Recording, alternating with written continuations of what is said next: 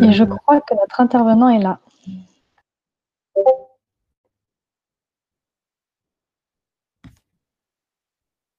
Très bien, bon, on va pouvoir commencer du coup. Est-ce que vous m'entendez tous bien? Parfaitement bien, oui. Super. Oui. Bon alors, bonsoir à toutes et à tous. Bienvenue donc pour ce tout premier talk organisé par le Master MTI pour la saison 2020-2021. Et bien évidemment, merci à tous de votre présence ce soir à nos côtés. Alors tout d'abord, on espère sincèrement que tout se passe bien pour vous, chez vous, pendant cette période de confinement qui, on le sait, malheureusement, peut être parfois très compliquée. Alors le but ce soir de ce talk va être d'aborder un sujet d'actualité brûlante d'un point de vue scientifique, mais qui a aussi un impact et un intérêt majeur pour nos sociétés, qu'elles soient actuelles et futures. On va donc parler du sujet de l'intelligence artificielle et de la démocratie.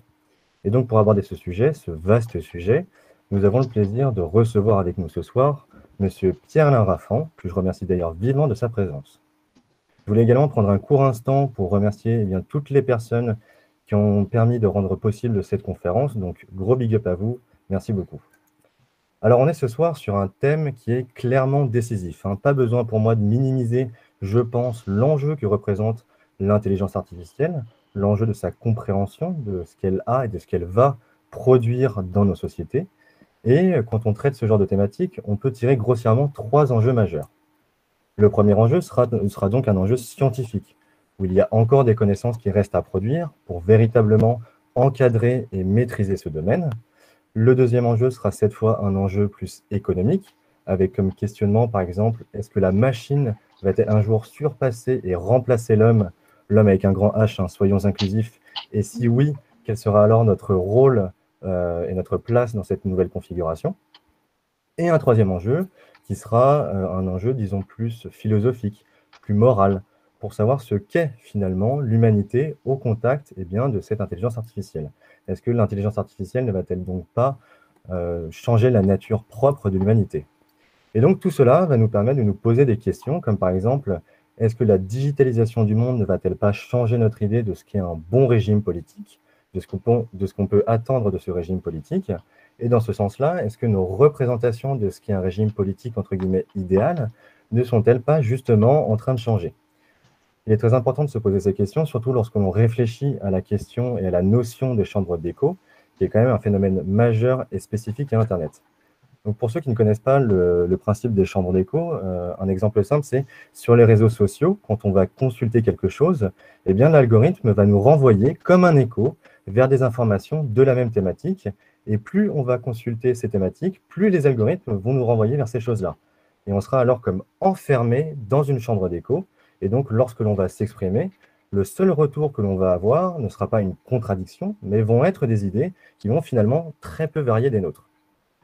Bien évidemment, durant cette conférence, on va pouvoir aborder d'autres questions qui pourront être, par exemple, est-ce que l'homme va un jour se transformer pour devenir une entité, un être augmenté, une question de transhumanisme donc. Quand on pose cette question, moi je pense tout de suite personnellement à l'entreprise Neuralink d'Elon Musk. Donc pour ceux qui ne connaissent pas encore une fois cette entreprise, eh bien elle est basée sur l'idée, une idée assez folle ma foi, qui serait d'implanter une puce dans nos cerveaux afin d'augmenter nos compétences et nos facultés cognitives. Je rappelle que, même si je viens de mettre un exemple sur l'entreprise Neuralink qui paraît assez futuriste, l'enjeu de l'intelligence artificielle et de la démocratie est quand même un enjeu actuel.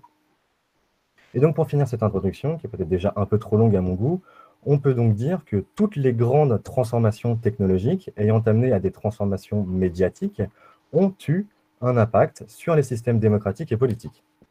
Si on prend l'exemple, par exemple, de l'imprimerie, eh bien celle-ci a permis une diffusion massive et rapide de l'information. Et si on se base dans notre monde digital, si on a un retour de contexte, eh bien le numérique va permettre des mouvements, on le sait, assez stratégiques. On va par exemple pouvoir envoyer une information qui va être fausse, mais qui va, si celle-ci est scandaleuse, se répandre et se diffuser de manière bien plus rapidement et bien plus massive que son démenti. Ça a d'ailleurs été une technique qui a été utilisée, il me semble, contre Hillary Clinton durant les précédentes élections américaines. Et donc, on peut voir, avec tous ces éléments, on peut sentir que toutes les spécificités de ce genre vont permettre, sous différents degrés, eh bien, de modifier, de manipuler le processus démocratique. Ainsi, je me permets de reprendre une des problématiques que j'ai pu entendre justement lors de l'une de vos conférences, Monsieur Raffan, et qui est: l'intelligence artificielle va-t-elle donc bouleverser notre jeu démocratique? Et si oui, eh bien, comment ce bouleversement va-t-il, comment on va pouvoir, accompagner ce bouleversement pour qu'il serve un renouveau du jeu démocratique et non pas sa perversion? Je rappelle rapidement pour finir que, pour ceux qui nous rejoignent, que ce talk a pour but d'instruire, d'éduquer et de sensibiliser, et à la fin de cette conférence, de pouvoir débattre sur le sujet de l'intelligence artificielle et de la démocratie. En ce qui concerne le débat à la fin de la conférence, je vous prierai de lever la main si c'est possible, et ensuite on vous donnera la parole et on gérera ça habilement. Donc voilà, c'est tout pour moi. Je vais maintenant laisser la parole à Monsieur Raffan, qui lui laissera enfin l'occasion de pouvoir se présenter, de présenter son parcours professionnel et politique s'il le souhaite, son livre, et voilà, à vous la parole. Bonsoir, est-ce que vous m'entendez? Oui. Oui, c'est super, merci. Je vois des têtes qui bougent, donc ça devrait le faire. Déjà, un grand merci de m'inviter. Je trouve l'expérience toujours intéressante de pouvoir parler de ce sujet-là, et notamment dans le cadre de votre MTI, comme vous l'appelez si bien. Non, pour dire quelques mots sur mon parcours, il est assez exotique, comme on le dit.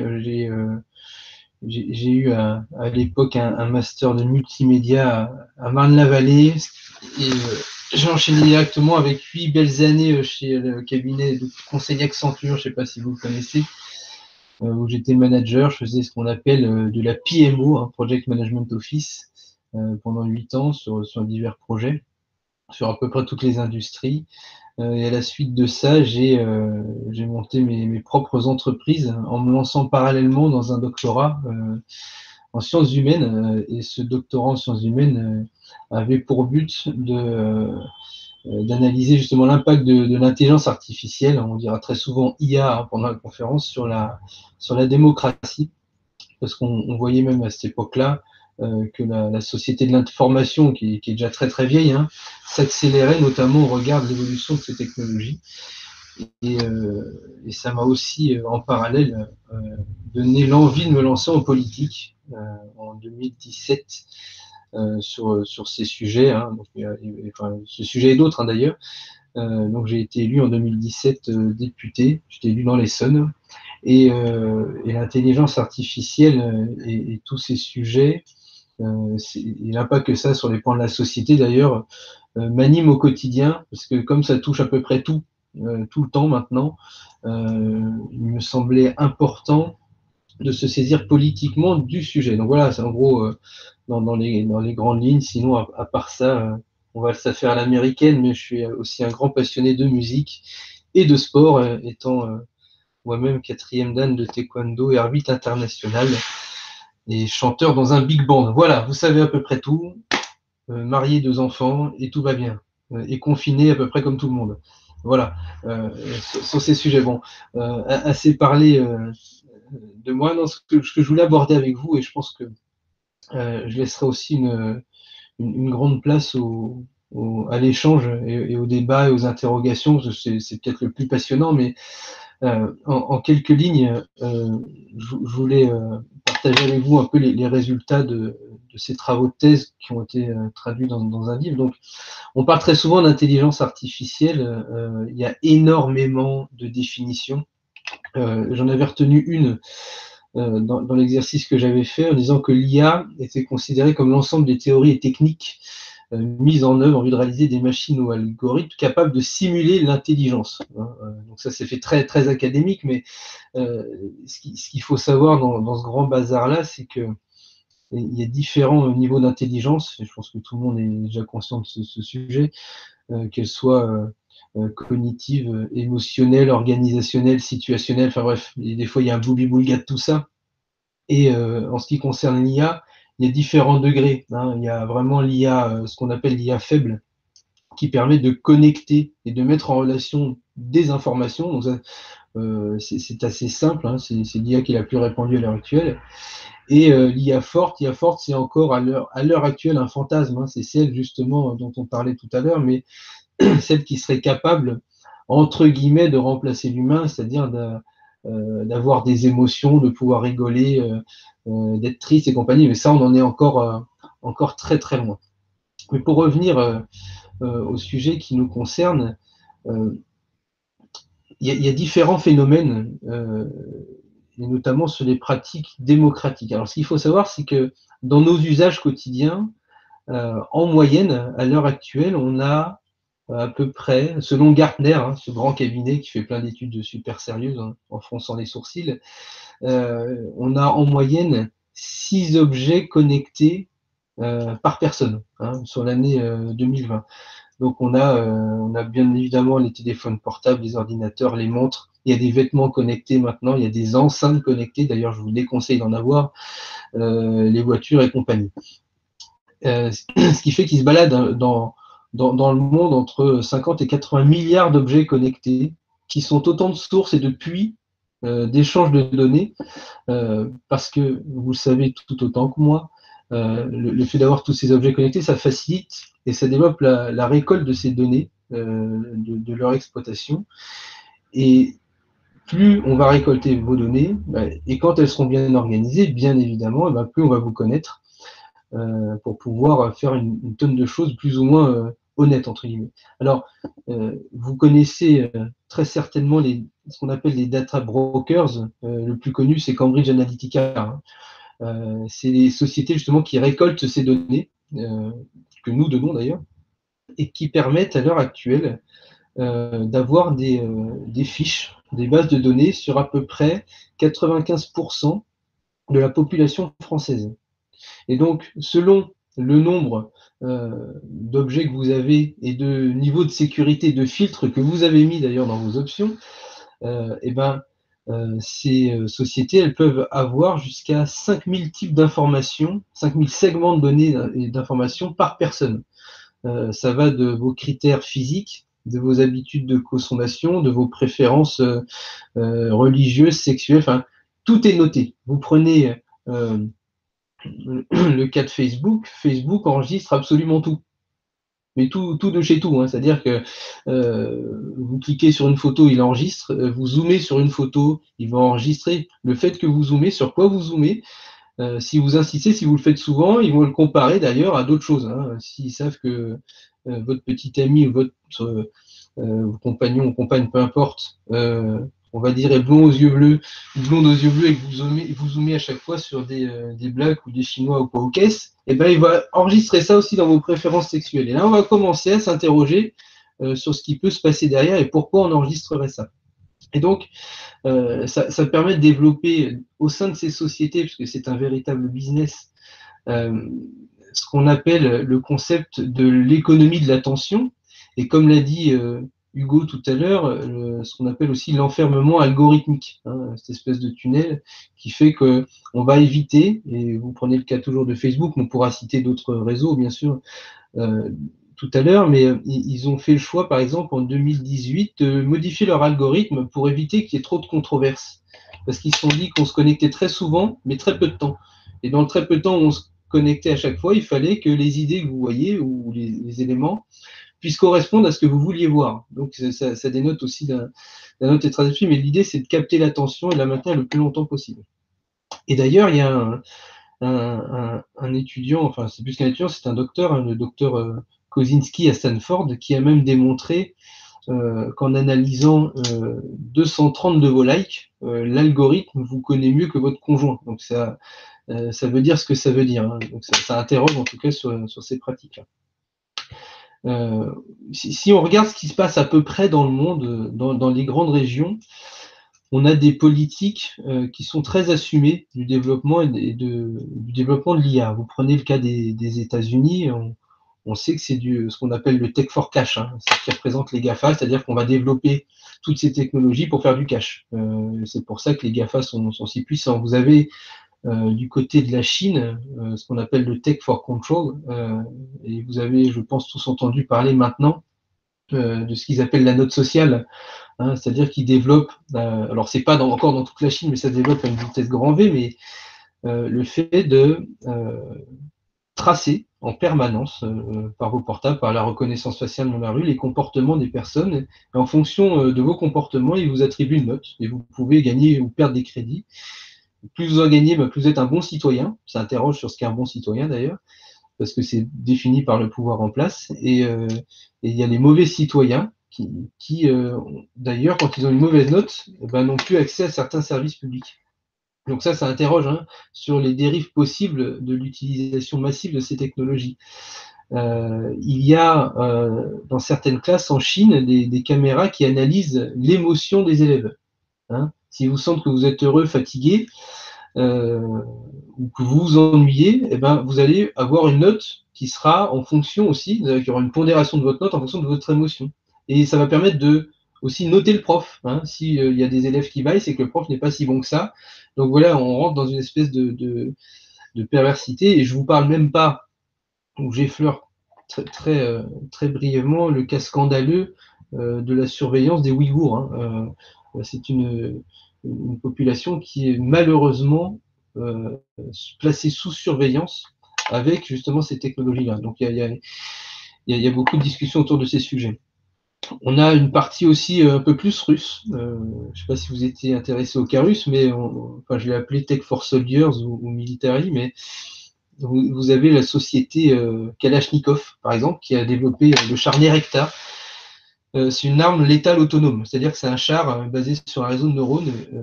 Si vous passez la frontière et que votre visage n'est pas dans la base de données, tant pis pour vous. Il n'y aura pas d'action humaine. Donc ça interroge sur ce qu'on peut faire des technologies. Après, il y a le cas de l'Europe, ce qu'on a appelé entre guillemets la tech for good, c'est comment s'interroger et faire en sorte que ces nouvelles technologies soient au service de l'humain, de l'humanité.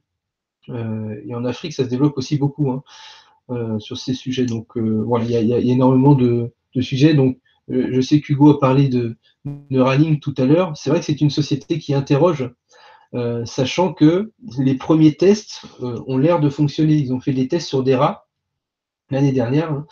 Ils ont connecté le cerveau d'un rat et le cerveau d'un humain.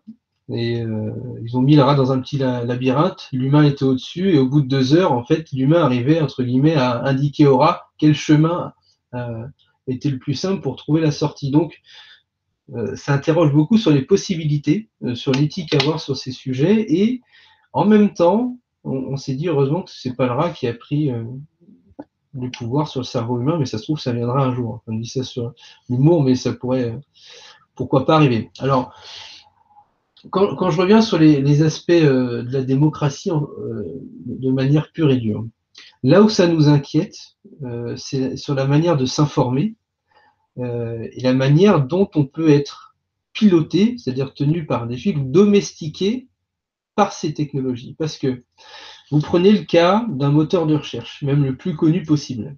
Vous tapez, entre guillemets, au hasard Donald Trump, vous allez avoir 80 millions de données potentielles ou d'articles potentiels. Sur ces 80 millions, déjà, on va vous afficher que 10 pages, 10 fois 10 articles.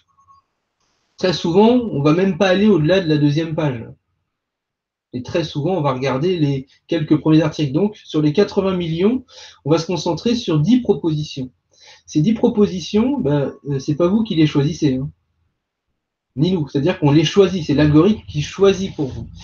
Et il y a une étude qui a été faite par Epstein et Robertson. Alors, si ça vous intéresse, je vous enverrai éventuellement des références, Hugo, à partager entre vous sur les données que je cite. Mais ils ont fait l'exercice sur un moteur de recherche et ils ont mis pour une partie de la population sur la même recherche. Par exemple, vous reprenez Donald Trump, une partie de la population avait 10 articles qui mettaient en valeur les actions de Donald Trump.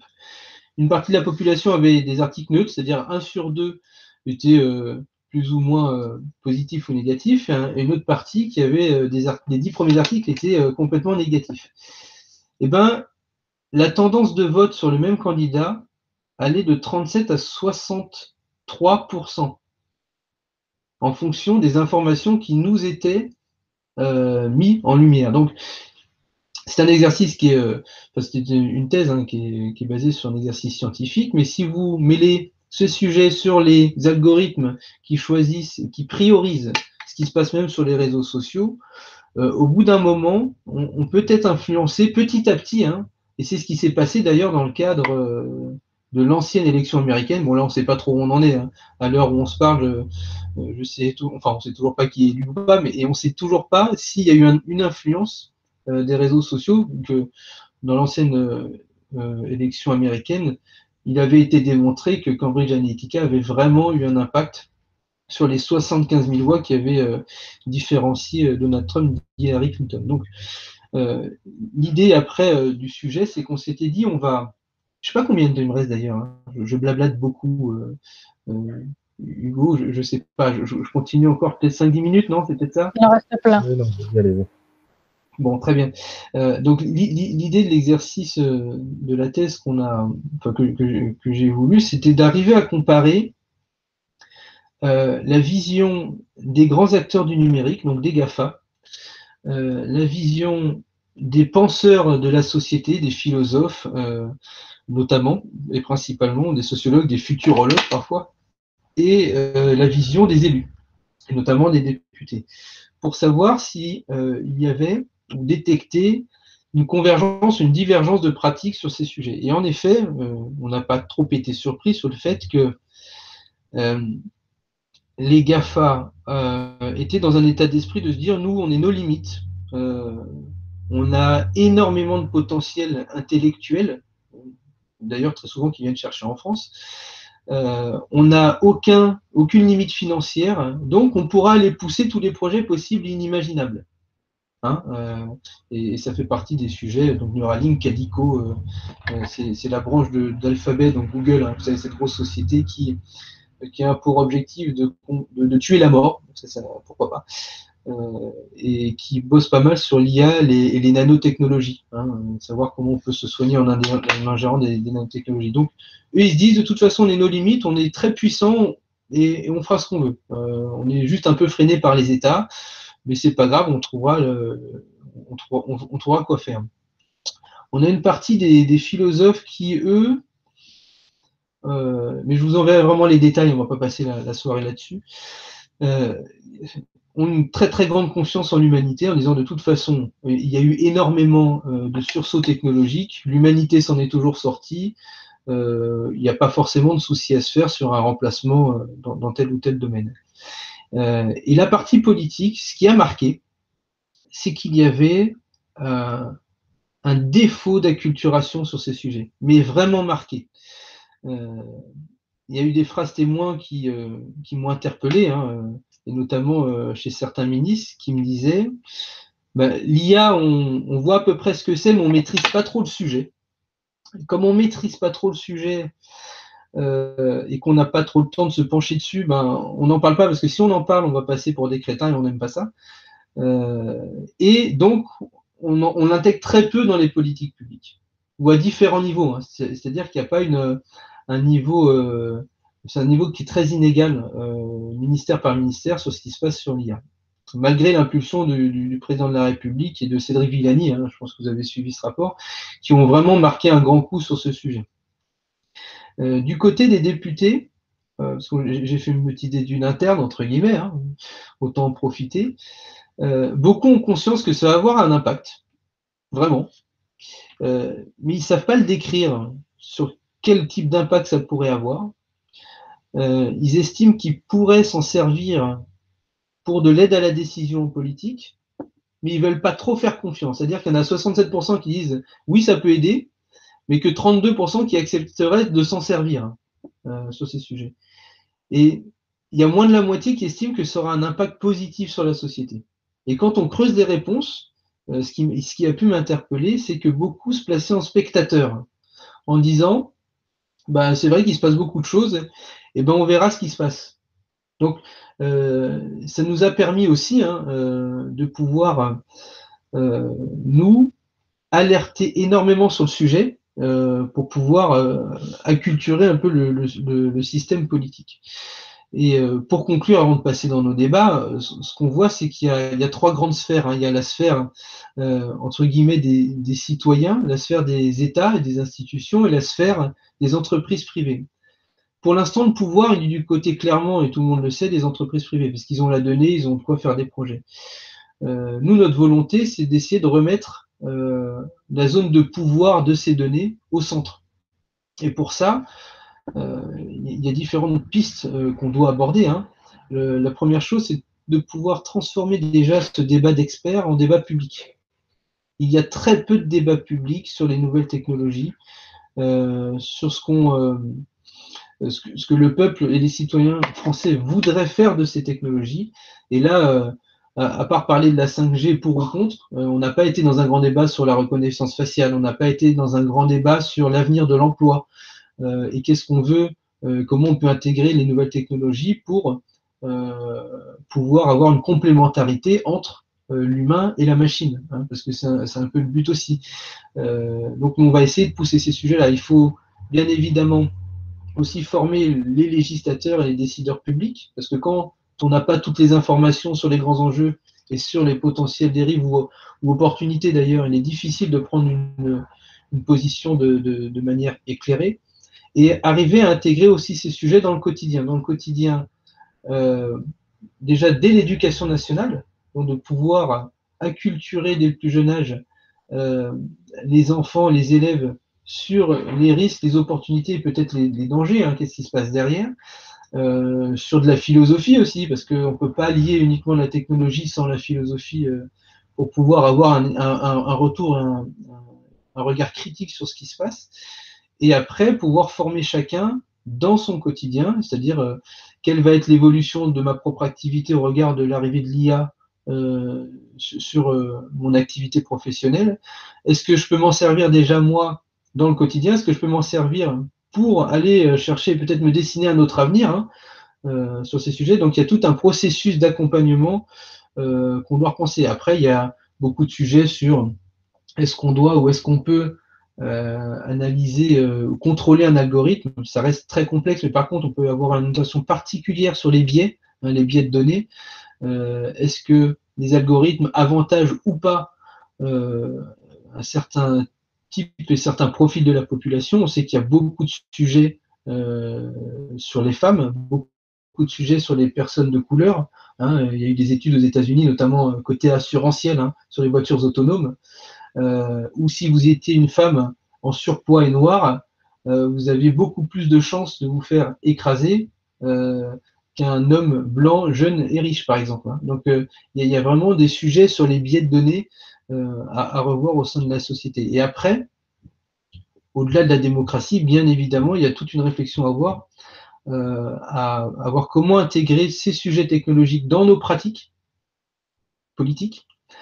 Ça, c'est un premier sujet, et il faudra peut-être accélérer dessus, sur ces sujets, et de ne pas en faire, qui a été un des grands défauts, mais depuis les années 50, hein, il y avait une première alerte de Norbert Wiener sur le sujet, qui parlait de la machine à gouverner, de ne pas en faire ce qu'on appelle une gouvernementalité algorithmique. C'est-à-dire, je vais vous connaître, je dis ce que vous avez envie d'entendre, et comme j'ai dit ce que vous aviez envie d'entendre, bah vous votez pour moi. Donc ça, c'est pas une pratique politique. Ça a été fait il y a très très longtemps, hein, déjà, hein, des années 1900. Certains préfets le faisaient avec des données qu'ils récoltaient à la main. C'est des pratiques qui ont été utilisées par Barack Obama, Donald Trump, Nicolas Sarkozy, Ségolène Royal, Emmanuel Macron. Enfin, tout le monde s'y est mis pour pouvoir ajuster les campagnes politiques. Donc, faut faire attention à ces dérives possibles. Donc voilà, à peu près, pour dégrossir le sujet, je vais m'arrêter là et je pense que le mieux, c'est qu'on puisse échanger sur ces sujets, parce que ça m'intéresse, j'espère, tout autant que vous. Et je vous remercie pour votre écoute. Merci beaucoup pour votre intervention. Alors, je propose aux personnes de l'audience de poser leurs questions soit dans le chat, et avant de prendre la parole, de mettre un petit commentaire sur le chat, comme ça on va pouvoir vous donner la parole avec Abdou. Parfait. Et du coup, bonsoir Monsieur Raffan, bonsoir à tout le monde, merci d'être là. Et du coup, merci d'avoir fait une grande introduction de pas mal d'éléments. Comme ça, on a vraiment pas mal de choses qu'on peut aborder ensemble. Et du coup, une première question en fait pour vous, c'est En fait, on parle beaucoup de dérives ou mauvaise utilisation de ces technologies, mais on ne peut pas en fait nier quand même leur utilité et conséquences positives potentielles sur nos vies. Du coup, il doit exister en fait un équilibre. Et pour vous, du coup, il ressemble à quoi cet équilibre? Alors, c'est vrai que là, vous touchez presque un autre point qui est une grande difficulté. Alors, je ne sais pas si c'est dans le monde ou en France, mais on a un sujet politico-médiatique, entre guillemets. Le sujet politico-médiatique, c'est qu'on parle d'un sujet que quand il fait peur ou que quand il clive. Et c'est ce qui va apparaître au grand public. Très souvent, moi j'ai essayé de parler d'IA dans mes réunions publiques. La première réaction, c'est bah, on va me piquer mon emploi. C'est vraiment la première peur, où on va remplacer l'homme. Parce que c'est les messages qui sont diffusés le plus massivement possible. Mais en effet, il faut juste prendre le sujet et considérer que l'IA, c'est uniquement un outil. Hein, c'est comme un couteau. Hein. Vous pouvez assassiner quelqu'un avec et vous pouvez vous couper un bon steak de soja, bien évidemment. Mais ça dépend de l'utilisation que vous allez en faire. Et il y a autant d'utilisation, on va dire, entre guillemets, à risque pour l'humain. Et c'est vrai que il y a des dérives sur les armes létales autonomes que vous ne pourriez pas contrôler, ça peut être un sujet hein, pour l'humanité. Si il y a des nanobiotechnologies qui sont mal utilisées, parce que quand vous diffusez un médicament, vous pouvez utiliser autre chose. Ça peut être un sujet pour les personnes les plus mal intentionnées. Après, on peut avoir ce côté mais complètement positif, notamment sur la santé. Plus on va avoir d'infos sur la santé, plus on va détecter des maladies le plus tôt possible, avec la plus grande précision possible, et pouvoir même, et ça le fait déjà, hein, créer des traitements à la carte. Hein. Il y a des grandes entreprises qui arrivent à imprimer des médicaments en 3D, à faire des traitements à la carte, ou détecter des cancers mieux qu'un être humain, hein, avec une grande facilité. Eh ben, moi, je vois pas qui pourrait dire je ne veux pas que les nouvelles technologies puissent m'aider à mieux vivre ou à me soigner. C'est la même chose pour le travail. Demain, il y a des tâches qui sont absolument absurdes au XXIe siècle. Porter des charges lourdes, des tâches répétitives qui créent plus de burn-out qu'autre chose hein, d'ailleurs. Hein. Et ben ça, on pourrait dire laissons à la machine ce qui doit être à la machine et gardons à l'humain ce qui mérite d'être à l'humain, c'est-à-dire que l'humain s'occupe de l'humain dans les émotions, dans la compréhension, dans l'empathie, dans le divertissement. Et on peut, je pense, redessiner énormément de tâches au regard de ces sujets-là. Cet après-midi, j'étais avec un président d'une entreprise du CAC 40 qui, lui, a fait le choix dans son entreprise de redessiner tous les processus en disant tout ce qui n'a plus à être fait par un humain ne sera plus fait par un humain dans 10 ans. Et en même temps, il a créé une école au sein de son entreprise. Il appelait la manufacture des talents, où il va former tout le monde pour pouvoir repenser son métier. C'est-à-dire, il dit, moi, je veux zéro licenciement, mais je veux pas que dans 10 ans, mes employés souffrent et des burn-out, burn-out, ce que vous voulez. Je veux plus de maladie professionnelle. Donc lui, il va intégrer positivement, vraiment, l'IA et une nouvelle technologie au service de l'humain. Donc ça, c'est très positif. Hein. Et c'est un patron du CAC 40. Et moi, j'étais très content de pouvoir échanger avec lui sur ces sujets. Donc, il y a un équilibre à trouver, mais c'est à nous de le trouver, mais en essayant justement de faire ce débat-là. Excusez-moi, est-ce que c'est possible de rebondir sur ce point-là? J'avais une question, mais je ne la poserai pas, comme ça, je ne pouvais pas prendre 2 fois la parole. Est-ce que finalement, mais je sais, moi j'ai ma conviction là-dessus, mais déjà merci, est-ce qu'on ne se mélange pas un peu deux choses, le côté machine, travail, robotisation du monde, etc., et le côté IA comme juste traitement de beaucoup de données, enfin, big data, beaucoup d'analyse de données et finalement usage des données et ce qu'on peut en faire avec une vision plus ou moins. Pour moi, il y a vraiment deux sujets différents et je pense que quand on mélange les deux, en fait, on se trompe un peu sur ce que c'est que l'IA et on l'attaque avec sur le côté robotisation et on loupe un peu le côté numérique en jeu des données, je trouve, personnellement. Là où je vous rejoins, c'est que déjà, il y a, au sein des puristes, entre guillemets, il y a 1000 définitions de l'IA et de ses possibilités. Dans l'aspect grand public, et là où je vous rejoins aussi, c'est qu'on a très souvent tendance à confondre ou à remettre au même niveau l'utilisation des données, donc ce qui s'apparente au big data et qui va vers l'intelligence artificielle en ajoutant la puissance technologique, le niveau algorithmique qui est dédié. La digitalisation des entreprises, on l'entend, certains disent numérisation même des entreprises. Donc on a numérique, digital, IA, robotisation. Tout ça est très poreux au final, parce que quand vous prenez la robotisation dans une grande chaîne industrielle ou la supply chain, vous allez intégrer tout ça. Vous allez intégrer de la data, vous allez intégrer de l'algorithme qui peut être basé sur un IA ou une IA. Donc, en fait, c'est quel usage je vais faire de l'IA. Et l'IA, ça peut être du visible, comme de la robotisation, ou de l'invisible. C'est-à-dire, je vais récolter un maximum de données pour mieux connaître mes clients, par exemple, et pouvoir adapter des produits à leurs demandes, pour pouvoir détecter des nouveaux marchés.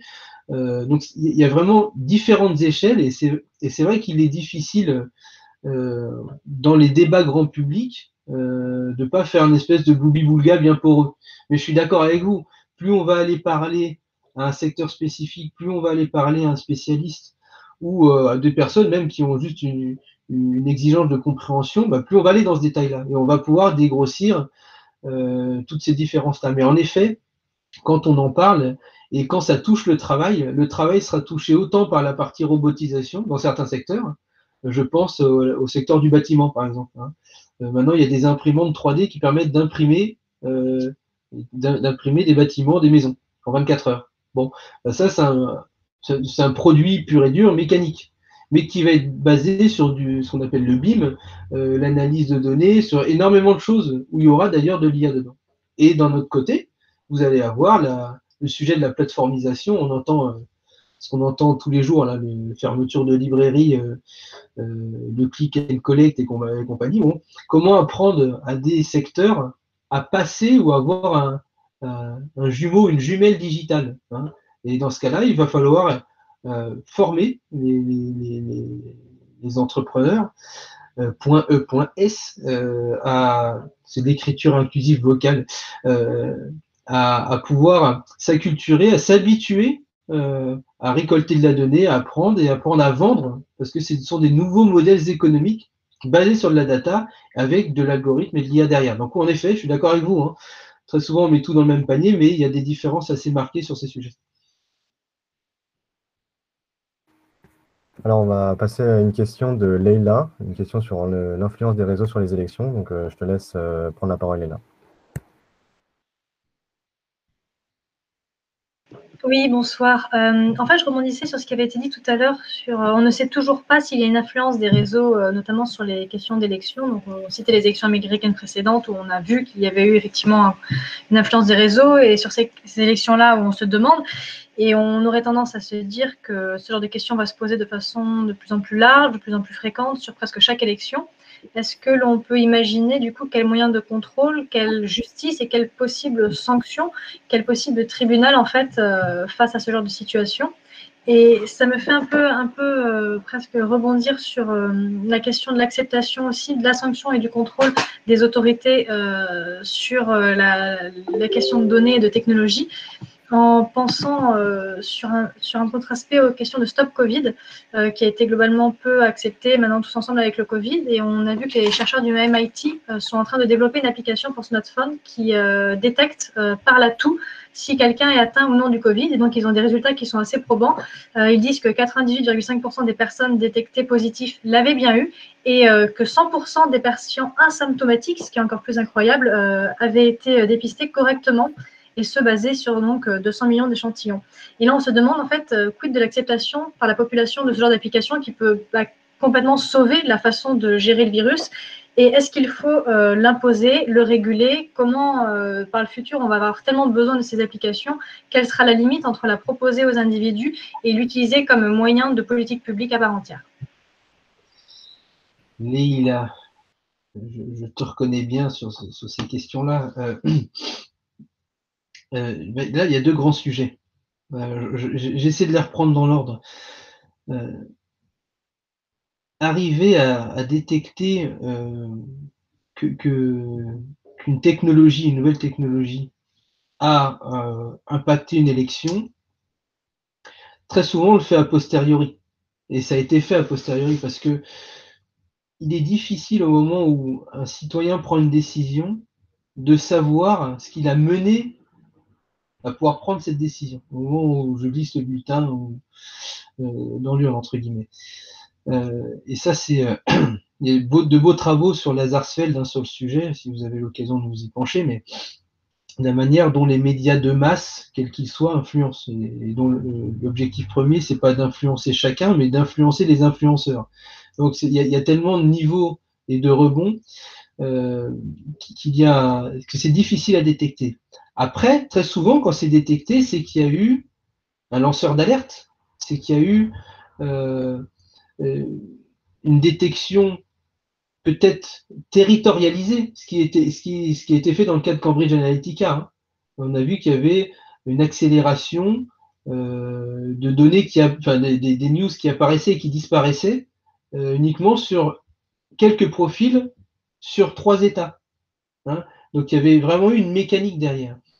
Mais ce qui n'a pas, il n'y a pas eu de sanction, c'est-à-dire que l'élection a bien eu lieu. Le président a bien été élu, ça n'a pas annulé cette élection. Et c'est pour ça qu'il est difficile après d'aller réglementer des grandes plateformes ou des grandes industries sur la manipulation de cette information. Je pense qu'il est même du coup plus facile de jouer entre guillemets sur la crédulité des humains par l'éducation que de s'attaquer à la puissance de la technologie alliée au capitalisme. Et c'est pour ça que l'idée, dans ce qu'on préconise nous, c'est de dire, il peut y avoir une partie régulation, hein, mais il y a le groupement international sur l'IA qui essaie de travailler dessus, et c'est extrêmement complexe hein, d'aller réguler ou d'analyser en temps réel un algorithme pour savoir s'il tente d'influer quelqu'un. Hein. Ce sera peut-être possible.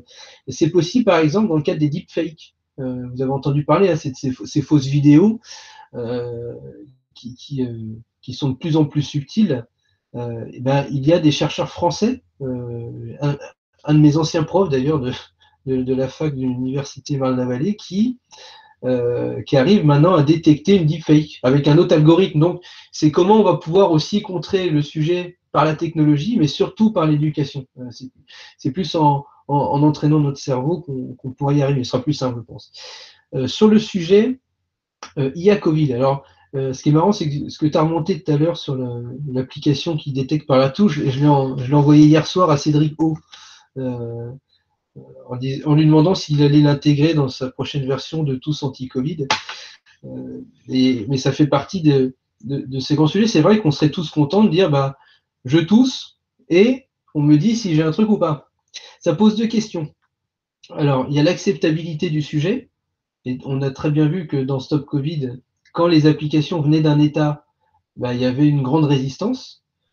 Alors qu'au passage, la plupart des données qu'on donne, on les donne avec plus ou moins de conscience à des entreprises privées américaines, hein, sans faire le même scandale, parce qu'il y a un usage sexy, c'est cool et compagnie.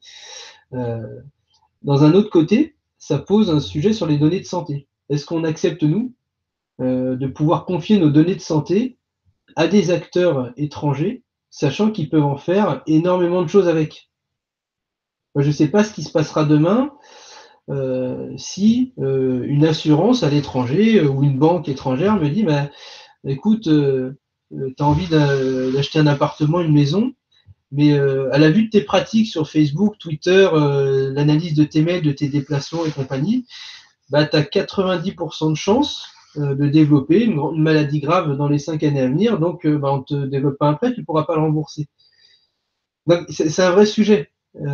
Donc, c'est pour ça que nous, on travaille beaucoup sur la partie données de santé pour pouvoir les sécuriser, avoir un consentement de chacun là-dessus, sachant que de nos pratiques, on confie déjà beaucoup de données de santé à ces entreprises-là. Hein. Ceux qui ont Alexa, ils donnent beaucoup de choses à la maison. Ceux qui ont Siri est toujours activé, ils donnent beaucoup de choses à ces entreprises.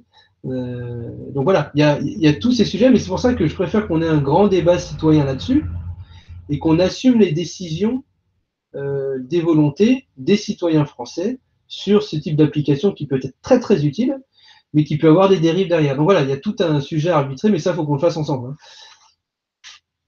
Je ne sais pas si ça répond à tout, Olila, mais j'ai essayé de développer. C'est parfait, comme d'habitude. Quand même pas, mais... Alors, on a une question maintenant de Gaïa qui se pose des questions sur les inégalités face aux intelligences artificielles. Gaïa, à toi la parole. Bonsoir monsieur, merci déjà pour votre présentation, c'était super intéressant.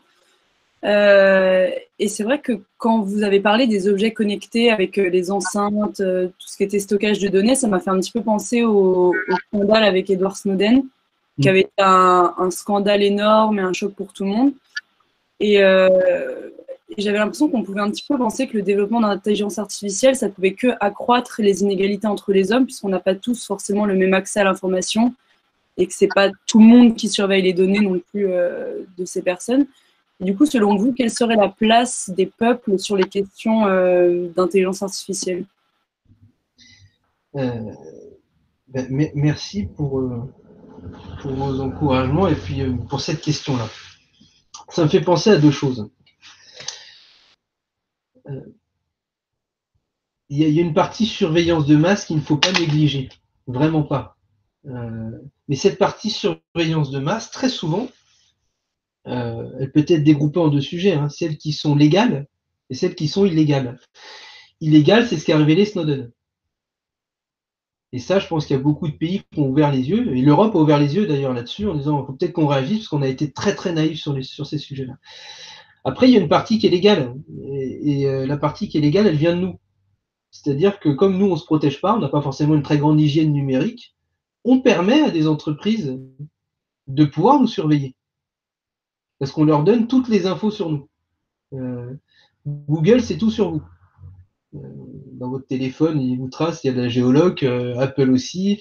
Dès que vous faites une recherche, il l'enregistre. Et chaque recherche est enregistrée, même quand vous n'appuyez pas sur rechercher. Donc, ils enregistrent tout. Ce qui fait qu'à la fin, il y a une place qui est très importante à l'accès à ces informations et donc à l'accès à cette surveillance. Il y a un vrai sujet hein, là-dessus. Mais il faut que ça commence aussi de nos propres pratiques. J'ai parlé d'enceintes connectées. Il y a eu un sujet qui m'a marqué cette année, en 2020, aux États-Unis. C'est que Alexa, l'enceinte Alexa, a été témoin dans un procès. Il y a eu un meurtre, il y a eu un décès dans une maison, et pour savoir si c'était le mari qui avait tué sa femme ou si ça venait d'autre chose, ils ont demandé à Amazon de fournir les enregistrements de l'enceinte connectée du couple. Ça veut dire ce que ça veut dire. Hein. Ça, vous pourrez rechercher la référence sur Internet, mais c'est-à-dire que là, on est passé à un autre niveau. Hein. Et ça a été clairement assumé par les GAFA que c'était enregistré. Donc, et que la justice s'en saisit. Donc, ça interpelle beaucoup hein, aussi sur les pratiques démocratiques. Et il faut se dire aussi que forcément, si ces objets arrivent à détecter un mot, hein, dit Siri, OK Google ou Alexa Quandy, c'est qu'ils enregistrent en permanence hein, pour pouvoir détecter ce mot-là. Hein, c'est un vrai sujet, mais ça, on ne nous en parle pas quand on achète le produit. Alors, sur les inégalités, la première inégalité, elle sera intellectuelle. Est-ce que nous donnons toutes les armes? Est-ce que les États donnent toutes les armes à leurs citoyens? Et je reviens à l'éducation. Toutes les clés de lecture pour comprendre les enjeux de ce qui se passe derrière ces combats économiques, géopolitiques, économie de l'attention et compagnie. Pas assez à mon sens. Et plus on va avancer, plus ce sera puissant. Donc notre première responsabilité, c'est de parler de ces sujets-là, et c'est ce qu'on fait ce soir, hein. C'est de pouvoir intégrer dès le plus jeune âge ces sujets-là dans la formation, en disant attention, formez-vous à l'esprit critique, c'est d'avoir aussi des moments, entre guillemets, ce qu'on appelle l'éducation populaire, hein. Réunion publique, semaine de la science, il y a tous ces sujets, et des associations qui font ça de manière assez formidable, ben, de pouvoir parler de ces avancées et de traiter des risques, des opportunités. Mais la première arme et la première inégalité, elle sera intellectuelle. Il y aura ceux qui auront compris, qui sauront s'adapter, et ça pourra aller très très bien pour ces personnes-là, et d'autres personnes qui vont passer à côté du sujet. Et c'est pas un niveau social. Hein. C'est un niveau social. C'est là où il y a des... Moi, je croise des personnes, entre guillemets, CSP++, si affinité, là, qui passent à côté des enjeux. Des personnes qui peuvent être complètement perdues dans ce, entre guillemets, nouveau monde. Et d'autres personnes qui sauront très très bien s'adapter parce qu'il y a cette faculté de mettre en place et d'analyse d'informations, de compréhension du système. Donc, il y a un très grand enjeu, mais à mon avis, c'est par l'éducation qu'on le réglera. Vraiment. Éducation collective. Hein. Je ne sais pas si ça répond aux questions. Alors, nous avions une question aussi de Bruno, qui a une question sur l'IA et les dictatures. Bruno, est-ce que vous êtes là? Oui, bonsoir. Bonsoir. Donc, déjà, merci à tous. Hein, c'est très intéressant. Je bois les paroles de tout le monde. Donc, j'avais effectivement une question. Je vais aborder le sujet de ce soir de manière un peu différente, puisqu'aujourd'hui, on parle d'IA et de démocratie. J'aurais voulu parler de l'IA et des dictatures. Donc, quand on parle de dictature, j'aurais voulu par exemple un exemple concret qui est contemporain, qui est l'Azerbaïdjan. Puisque, donc, vous suivez les actualités, il y a aujourd'hui des massacres d'Arméniens au Karabakh. Voilà, une guerre sale, bon, je vais passer sur les détails, hein, avec les djihadistes et les bombes à sous-munitions. Et donc, l'Azerbaïdjan, qui est donc une dictature, possède des fermes de trolling hein, depuis des années, donc c'est de notoriété entre guillemets publique, puisque c'était connu par Facebook. Et donc, Zana Zeng, qui est une data scientist de Facebook, a obtenu le mois dernier la fermeture de 8000 comptes trolls à la solde du gouvernement qui déversait du coup des propos de propagande haineux et racistes. Donc j'aurais voulu savoir, effectivement, poser une question simplement sur ce cas précis à M. Raffin, puisque effectivement, vous n'avez pas précisé, vous êtes modeste, que vous êtes également président du groupe d'amitié parlementaire France-Azerbaïdjan. Donc j'aurais simplement voulu savoir, puisque vous connaissez bien ce pays, qui est 162e sur 180 au classement de la liberté de la presse, quel est pour vous, en fait, l'impact d'emploi de technologies d'intelligence artificielle par un régime dictatorial, par exemple celui de l'Azerbaïdjan? Là où je vais répondre très clairement à votre question, et ce que je disais tout à l'heure, c'est-à-dire que l'IA restera un outil. Et cet outil-là, selon la manière dont il est utilisé, pourra avoir des impacts plus ou moins positifs ou négatifs sur l'ensemble des sociétés. Dans le cadre des armes létales autonomes, alors il y a ces armes-là, et ça on les combattra toujours. Il y a des pays comme les États-Unis, la Russie, Israël ou autres qui travaillent sur des drones, sur des drones tueurs, hein, et ça on l'a bien vu. Et ça, on combattra toujours dans le cas de la position française, déjà l'utilisation de ces armes. Et d'ailleurs, la ministre Parly s'est engagée en France à ne jamais développer ce type de sujet.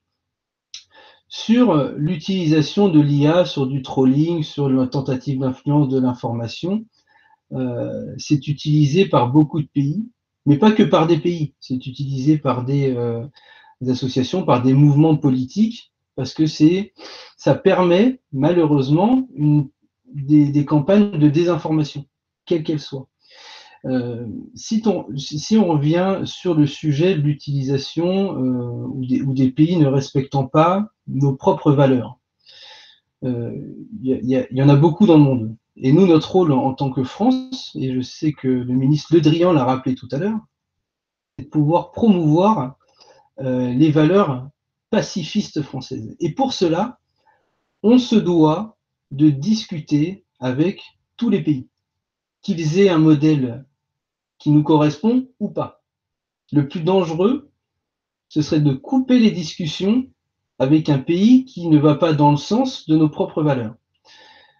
Sur la partie nouvelles technologies, j'ai même proposé une proposition de loi constitutionnelle. Et ça, vous pouvez le vérifier, parce qu'en effet, j'ai beaucoup de casquettes.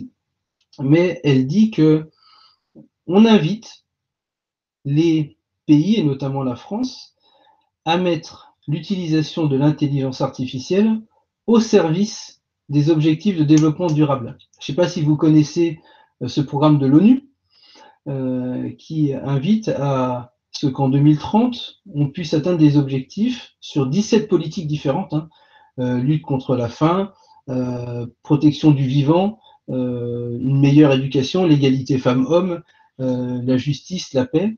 Et ben, il y a 193 pays qui se sont engagés à respecter ces objectifs. Et la position de la France est de pouvoir travailler et de mettre d'ailleurs à disposition l'IA au service de ces sujets. Alors, on ne partage pas, et je suis le premier, si vous regardez vraiment mes actions, mes propositions de loi et les combats que je pousse, à aller dans le sens des droits de l'homme, à aller dans le sens de l'avènement pacifiste des sociétés.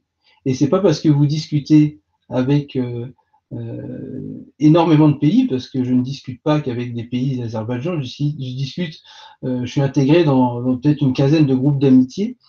On veut pousser ces valeurs-là.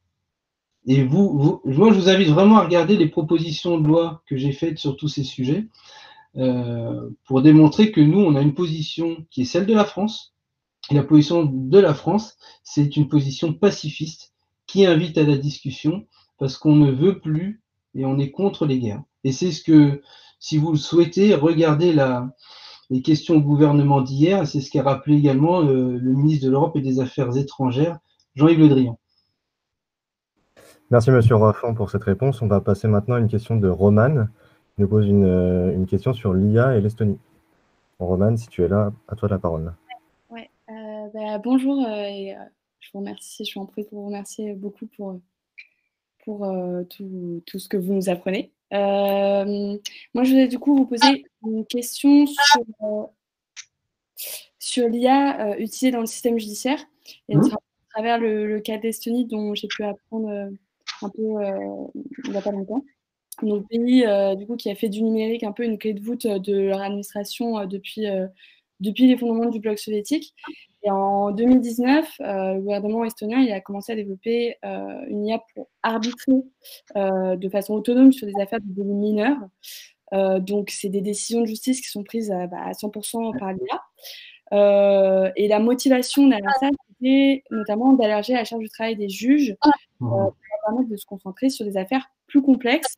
Ce qui m'a fait un peu penser à la façon dont on a abordé la question du travail tout à l'heure. Et du coup, ça ouvre d'une part sur comment améliorer le travail des humains sur les fonctions que seuls eux peuvent faire, puisque ça nécessite des capacités cognitives que l'IA n'a pas pour l'instant, tout du moins. Mais ça interpelle aussi sur des questions de justice, on a parlé plus tôt, puisque là, ce cas, il revient carrément à intégrer l'IA dans l'appareil juridique en tant qu'acteur décisionnaire.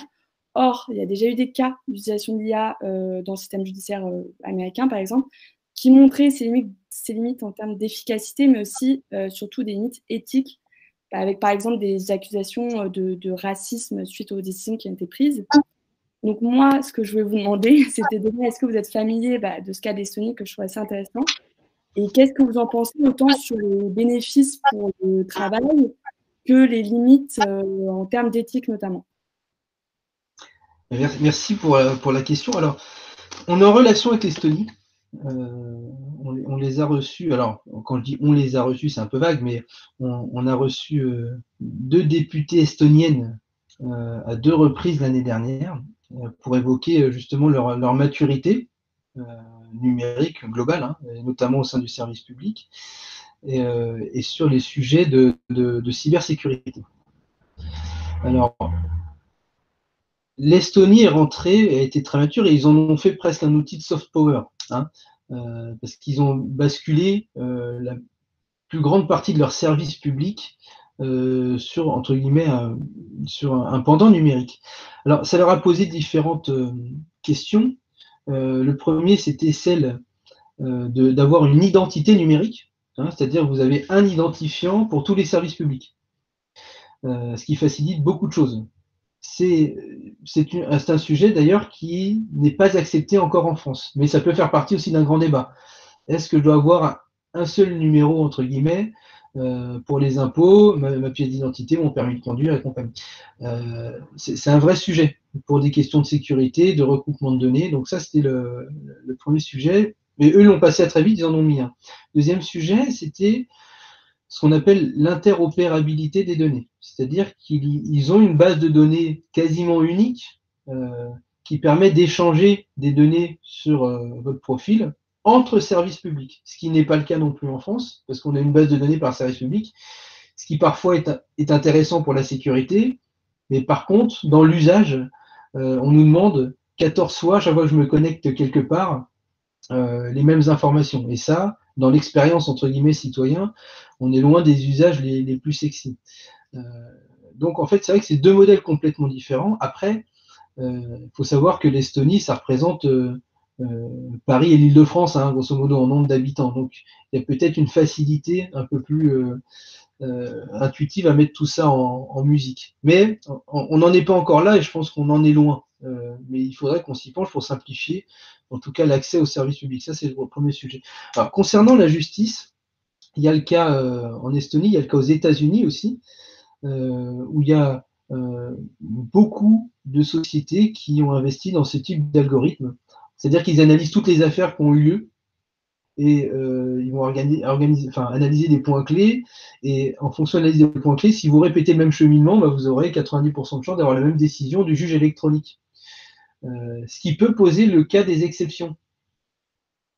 Si votre algorithme est entraîné sur un seul jeu de données, avec un seul type de profil, un seul type de culture, vous aurez des biais et des erreurs décisionnelles à la fin. Donc, je pense que si vous reprenez les pratiques françaises, le numérique côté justice va pouvoir permettre, et on a voté des budgets lundi dernier d'ailleurs sur ces sujets, de faciliter le quotidien de toute la chaîne de justice, parce qu'il faut savoir que vous avez des magistrats, des juges encore qui fonctionnent avec des fax, qui doivent imprimer des dossiers, les réimprimer, les renumériser, enfin bref. Il faut déjà qu'on simplifie nos outils, nos processus, avec une pensée un peu plus intuitive, et avec l'aide des technologies, bien évidemment. Et je pense qu'on doit venir sur la partie justice algorithmique dans un deuxième, voire 10e temps. Hein, parce que tant qu'on n'a pas réglé les premiers problèmes, ça me paraît un peu délicat d'aller de se transformer presque en justice prédictive, hein, parce que les États-Unis frôlent ce sujet-là. Hein.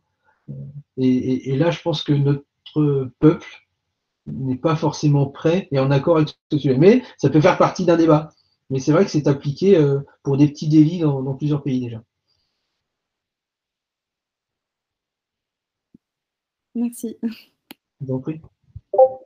Alors, on passe à la question de Erwan, qui souhaite proposer une question liée à l'écologie et à la rareté des ressources. Erwan, vous êtes là. Oui, alors, bonsoir, merci pour ce talk et puis pour avoir répondu à toutes ces questions très intéressantes.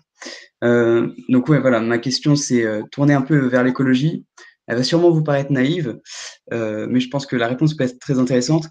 Alors, on sait que les objets connectés, ils sont très gourmands en énergie et ils utilisent les fameuses terres rares qui sont aussi dont l'extraction est très polluante aussi. Et donc ma question c'est comment on peut développer l'IA, donc faire tourner toujours plus de serveurs alors même qu'il n'y a aucune source d'énergie aujourd'hui qui soit vraiment renouvelable. Et pour tendre une petite perche à la philosophie, est-ce que c'est pas un peu prométhéen? Merci pour elle est absolument pas naïve.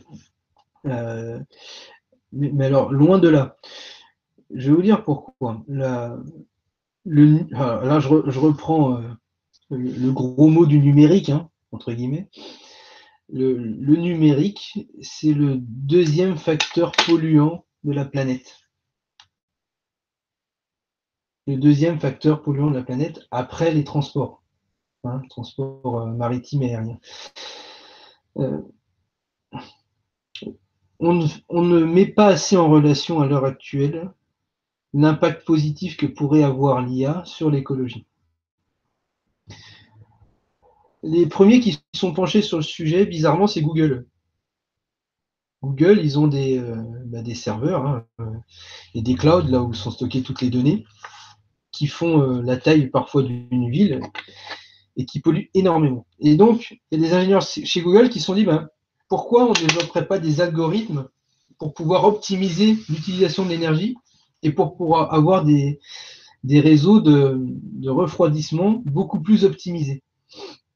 Eux ont réussi à réduire la consommation de leurs serveurs, d'une partie de leurs serveurs, de 40%.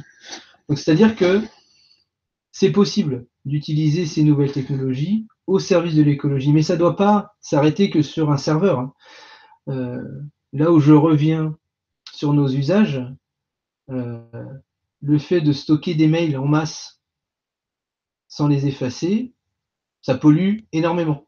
Parce que ces données sont stockées dans les mêmes serveurs de Google, entre guillemets, hein, qui sont répliqués parce que des fois on aime bien avoir des sauvegardes. Donc ces données sont enregistrées, vos mails 2, 3, 4 fois. Ils sont répliqués un peu partout sur la planète. C'est pareil sur l'utilisation des réseaux sociaux. On adore les gifs, on adore les mèmes, on adore les vidéos de petits chats, entre guillemets, parce que ça nous fait rire. Mais parfois,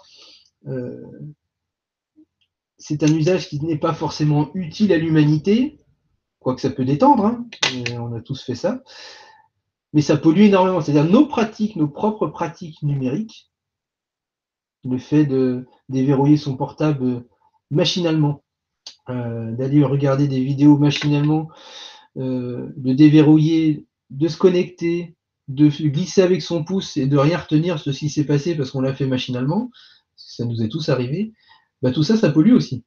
Et ça participe au deuxième facteur polluant. Donc il peut y avoir une volonté de mettre les technologies au service de l'écologie. Il y a pas mal de papiers qui ont été faits là-dessus. J'ai reçu Jean-Gabriel Ganassia la semaine dernière, avec qui on a évoqué ces sujets-là. Ça fait partie de la loi qu'on a proposée.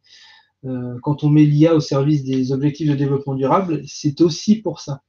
Et quant au sujet des métaux et des terres rares, on va aller de plus en plus, et je l'espère, dans le sujet des Fairphone. Vous savez, c'est ces téléphones qu'on peut réparer, qui utilisent le minimum de métaux rares, pour une responsabilité humaine, hein, tout simplement, pour le respect du vivant. Donc, il y a toutes ces pratiques, ça passe par nous, bien évidemment, mais pas que, hein, c'est des industriels, il faut qu'on soit beaucoup plus contraignants, nous, dans la loi, pour imposer ces modèles-là. Il y a des sujets, mais très souvent, les dates sont lointaines. Hein. Il y a du 2025, il y a du 2030, il y a du 2040 sur d'autres sujets, pour laisser le temps aussi aux industries de se transformer sans détruire de l'emploi. Donc, il y a tous ces sujets d'équilibre à maintenir, mais c'est un vrai sujet. Et malheureusement, ce sujet, il n'est pas assez traité et porté politiquement. Vraiment, ça, je pense que c'est une erreur de notre part. Et que là, il faut qu'on chasse en meute, hein, entre guillemets. Hein. Si vous pouvez m'aider à passer les messages, s'il vous plaît, faites-le. S'il vous plaît. Merci. On va passer à une dernière question avant de clôturer ce premier talk. Une question d'Ulysse qui nous pose une question sur l'utilisation de l'IA en France, notamment lors des campagnes. Ulysse, c'était là, à toi la parole. Oui, donc déjà, merci beaucoup pour toutes vos réponses. C'était super intéressant. Moi, ma question, j'avais vu que, par exemple, Emmanuel Macron, François Hollande avaient utilisé l'IA pendant leur campagne avec un cabinet de conseil qui s'appelle Explain, par exemple, pour cibler, par exemple, les personnes vers qui aller tracter, rencontrer. Et donc, ma question, c'était, est-ce que vous pensez que ces outils, au-delà de leur victoire, ont un impact utile pour la vie politique? Est-ce que vous utilisez ou vous faites appel à des cabinets de conseil, par exemple, pour des sujets précis et vous ressentez aussi le besoin d'utiliser ces outils? Merci, j'adore cette question. J'adore cette question et je vais y répondre pareil, en deux temps. Hein.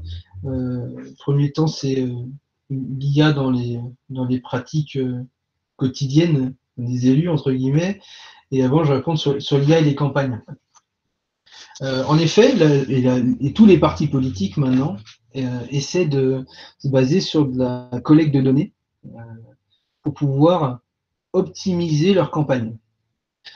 Parce qu'on sait très bien, ça toutes les études le disent, que le plus difficile dans une campagne, c'est de convaincre des indécis. Ceux qui sont convaincus, ceux qui ne veulent pas voter pour vous, voteront jamais pour vous. Donc l'idée, c'est de pouvoir tenter de cibler les indécis pour pouvoir, entre guillemets, faire votre campagne, vendre votre programme, convaincre, échanger, discuter. Et il y a beaucoup de données maintenant qui permettent, entre guillemets, de dire il y a des profils d'indécis. Et ces profils d'indécis peuvent être parfois concentrés dans certaines villes, concentrés dans certaines régions, concentrés dans certains quartiers. Et la plupart du temps, les partis politiques, quels qu'ils soient, soit en France ou à l'étranger maintenant, essaient d'utiliser ce type de cartographie pour dire, au regard des votes qu'il y a eu sur les 10 dernières élections, sur les tendances gauche-droite, écolo, au regard des informations qu'on a sur tel type de profil, nous vous invitons, nous vous conseillons d'aller plus faire votre campagne dans cette rue, dans ce quartier, dans cette ville, dans cette région, que déployer une énergie homogène sur tout le pays. Donc, en effet, j'ai envie de dire que maintenant tout le monde s'en sert. Est-ce que ça fonctionne vraiment? Je ne sais pas. Moi, j'ai fait la campagne d'Emmanuel Macron sans jamais me servir d'un outil d'IA qui pourtant était mis à notre disposition. Parce que moi, ce que je voulais, c'est aller voir les gens, discuter, me prendre des remarques absolument hallucinantes et parfois méritées. Mais voilà, mais après, c'est ça en fait. Finalement, la politique, c'est d'aller échanger et d'être d'accord, essayer de convaincre. Et puis voilà, après, ça marche pas, ça marche pas. Mais j'ai encore du mal à voir en France si ces technologies, en fait, ont une réelle utilité opérationnelle et d'efficacité sur le résultat d'une campagne. Ça, je ne saurais pas le dire. Mais en tout cas, c'est utilisé. Ça, c'est sûr. Sur la partie quotidienne, alors, je n'utilise pas d'IA dans le quotidien. Malheureusement.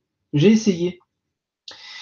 Parce que il y a des sociétés qui sont venues, qui nous ont approchés pour deux choses. Il y a des sociétés qui sont en capacité maintenant d'organiser votre boîte mail, par exemple, grâce à de l'intelligence artificielle. C'est-à-dire, nous, on reçoit en moyenne 200, 250 mails par jour.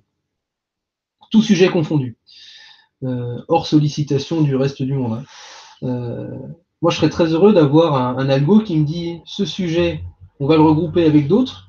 Ce sujet, tu dois le traiter maintenant parce que ça fait partie de l'actualité politique. Celui-là peut attendre, celui-là ne relève pas de tes responsabilités, donc tu peux le transférer. Voilà, c'est-à-dire, j'arrive, j'ai quelque chose qui est fait de manière très automatique, et pendant ce temps-là, mes collaborateurs, au lieu d'être complètement déprimés devant la boîte mail, à dire mais c'est pas possible, je viens de recevoir 150 mails sur le truc, quand est-ce qu'on répond, pourquoi, comment, et bien ils feraient autre chose, ils m'aideraient à faire autre chose, à aller voir des gens, à aller aider de l'humain, ce qu'on disait, à rendre à l'humain ce qui appartient à l'humain. Mais ça m'a été refusé par les services de l'Assemblée parce qu'on n'a pas encore les infrastructures qui permettent de sécuriser ces algorithmes dans nos boîtes mail. Parce que parfois on traite des sujets confidentiels. Le deuxième sujet, c'était un algo qui permet de prendre et d'organiser les rendez-vous. C'est-à-dire que c'est un robot qui le fait. Vous parlez en langage naturel, j'aimerais vous voir, monsieur Raffan, sur tel sujet, et le robot échange avec vous en analysant mon agenda, en disant, bah là, il y aura tant de déplacements, vous pourrez vous y rendre, et voilà. Et c'est pareil, ça libérerait du temps à mon équipe pour faire autre chose, pour faire des tâches, entre guillemets, à valeur ajoutée. J'aurais aimé, mais malheureusement, pour les mêmes raisons, pour l'instant, c'est refusé. Donc, ce qui est dommage, nous, il faut qu'on incite les institutions à passer peut-être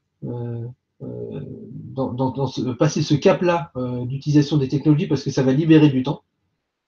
Et les collaborateurs auront peut-être des journées parfois plus passionnantes que ces sujets. Après, ça peut nous aider à analyser des documents, ça pourrait nous aider à analyser des signaux faibles, à aller porter des meilleures réponses, à faire une meilleure analyse des politiques publiques. Est-ce que ce qu'on vote, est-ce que ce qu'on décide est finalement bien appliqué? Est-ce que c'est utile? ça, plus vous allez avoir de data, hein, avec l'open data, data.gouv.fr et compagnie, et ben, plus vous pourrez avoir un algorithme qui vous dit ce que vous avez voté finalement est inutile, sert à rien, existe déjà. Pensez d'abord à supprimer des lois ou en réactiver d'autres, enfin, bref, d'avoir quelque chose d'un peu plus rationnel. Ouais. Mais ça, pour l'instant, on en est loin, malheureusement. D'accord, merci beaucoup. Je vous en prie. Merci beaucoup, Monsieur Raffin, pour votre intervention, pour la richesse aussi de vos réponses à ces questions. Et donc, on va maintenant clôturer ce premier talk. Merci aux derniers membres de l'audience qui sont encore là. Et on vous souhaite une bonne soirée à tous. Merci beaucoup, c'est un plaisir. Et puis à très bientôt, j'espère. Au revoir. Au revoir, merci. Merci beaucoup. Merci beaucoup, monsieur Au Raffin. revoir. Et moi, merci. Merci beaucoup. Merci beaucoup, bonne soirée. C'est génial. Merci pour votre temps.